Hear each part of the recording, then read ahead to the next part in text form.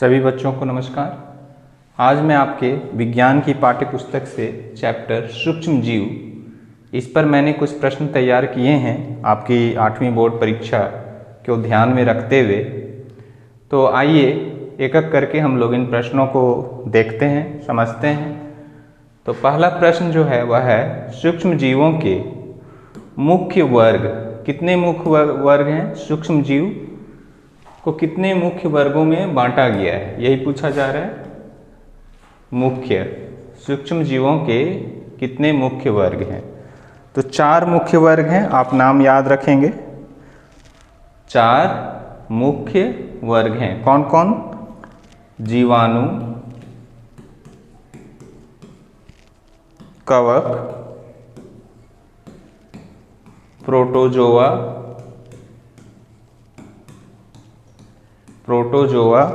तथा शैवाल। ये 4 मुख्य वर्ग हैं सूक्ष्म जीवों के।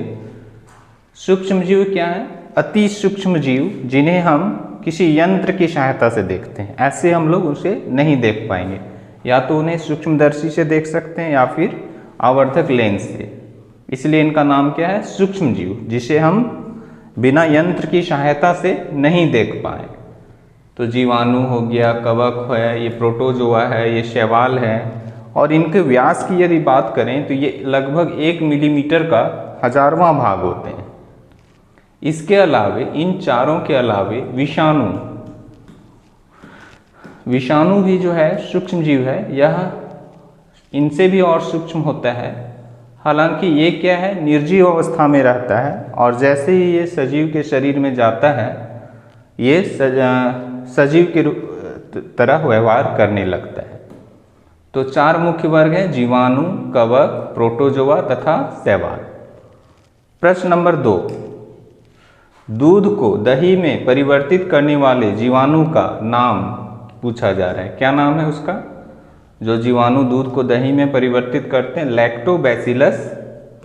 आप नाम याद रखेंगे, लैक्टोबैसिलस जीवाणु जो दूध को दही में कन्वर्ट करता है, उसका नाम है लैक्टोबैसिलस जीवाणु। प्रश्न नंबर 3, सर्वप्रथम किण्वन। किण्वन क्या है?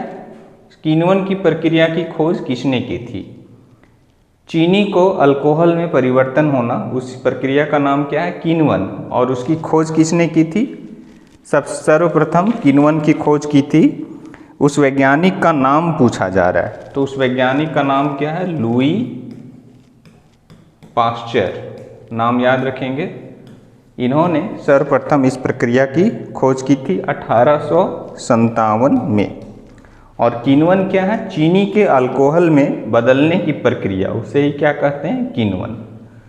अगला प्रश्न है प्रश्न नंबर 4, विश्व का पहला प्रतिजैविक एंटीबायोटिक का नाम पूछा जा रहा है। क्या नाम था? पेनिसिलिन। जिसकी खोज किसने की थी? उस वैज्ञानिक का नाम भी याद रखेंगे कहीं, अलेक्जेंडर फ्लेमिंग। विश्व का पहला प्रतिजैविक एंटीबायोटिक। जब हम बीमार पड़ते हैं तो हम एंटीबायोटिक्स के कैप्सूल्स वगैरह लेते हैं। उस पहला जो एंटीबायोटिक था उसका नाम है पेनिसिलिन। प्रश्न नंबर 5, वायुमंडल में कितना प्रतिशत नाइट्रोजन है? तो 78% नाइट्रोजन का भाग है। प्रश्न नंबर 6, ये क्या कह रहा है? लेग्यूम पौधों की जड़ों की ग्रंथियों में कौन से जीवाणु उपस्थित होते हैं? नाम याद रखेंगे, राइजोबियम। उसका नाम क्या है? राइजोबियम जीवाणु। लेग्यूम पौधे किसे कहा जा रहा है? जैसे चना हो गया, मटर हो गया। आप इन पौधों को यदि जड़ सहित उखाड़ेंगे तो आप देखेंगे उनकी जड़ों में ग्रंथियां पाई जाती है, फूला हुआ कुछ भाग होता है।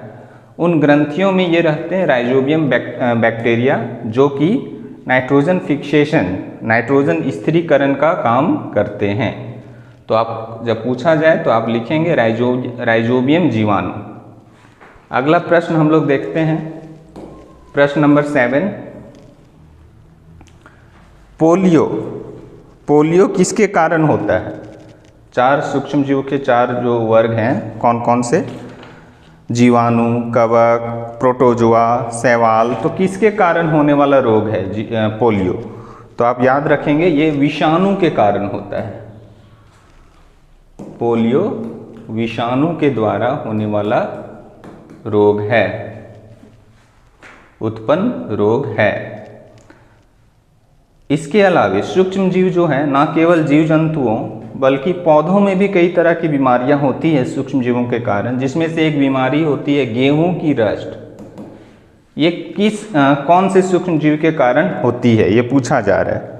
तो आप नाम लिखेंगे, याद रखिएगा, कवक। कवक के कारण होती है। प्रश्न नंबर 9, हैजा। हैजा किसके द्वारा होता है? हैजा किसके कारण होता है? ये जीवाणु के कारण उत्पन्न रोग है, जीवाणु के द्वारा होने वाला रोग है हैजा। चेचक के टीके की खोज, प्रश्न नंबर 10 जो है, चेचक के टीके की खोज किसने की थी? उस वैज्ञानिक का नाम पूछा जा रहा है। तो आप नाम याद रखेंगे, एडवर्ड जेनर।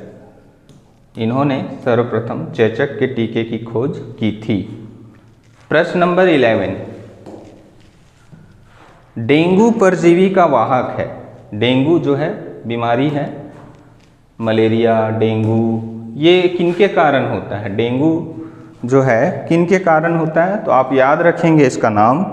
डेंगू जो है विषाणु के कारण होने वाला रोग है, और विषाणु के वाहक मच्छर होते हैं, उस मच्छर का क्या नाम है? मादा एडिस मच्छर। मादा एडिस मच्छर जो ये विषाणु के वाहक हैं, और इनके कारण ही डेंगू होता है। तो डेंगू जो है विषाणु के कारण उत्पन्न होता है, विषाणु के कारण होने वाला रोग है, और इस विषाणु के वाहक जो हैं वो मादा एडिस मच्छर होते हैं। नंबर 12, चीनी को अल्कोहल में बदलने की प्रक्रिया क्या कहलाती है? किण्वन। आपने पढ़ा होगा, फर्मेंटेशन, जिसकी खोज सर्वप्रथम लुई पाश्चर नामक वैज्ञानिक ने की थी। चीनी के अल्कोहल में बदलने की प्रक्रिया क्या कहलाती है?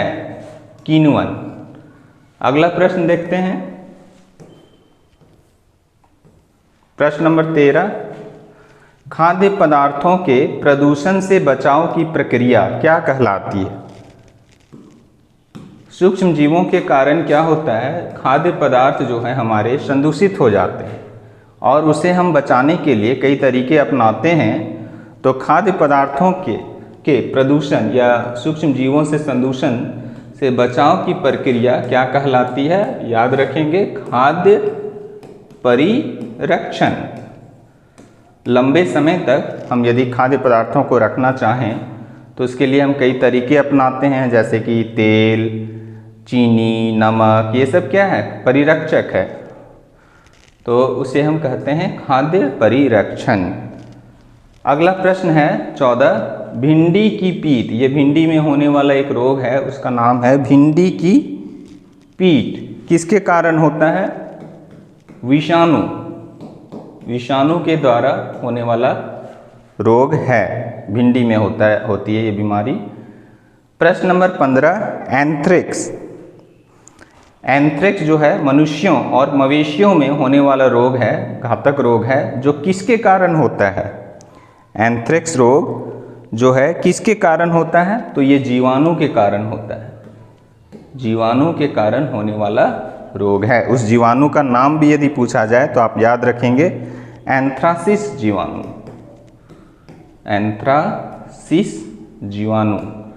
और इस जीवाणु की खोज सर्वप्रथम रॉबर्ट कोच नामक वैज्ञानिक द्वारा की गई थी। रॉबर्ट कोच ने इस जीवाणु की खोज की थी, जो एंथ्रेक्स रोग है इसके कारण होता है। तो आज ये 15 प्रश्न हम लोग सूक्ष्म जीव चैप्टर से देखे। इस चैप्टर से और भी प्रश्न हो सकते हैं, अगले डिस्कशन में हम लोग और कुछ प्रश्न इसी चैप्टर से देखेंगे। ठीक है, धन्यवाद।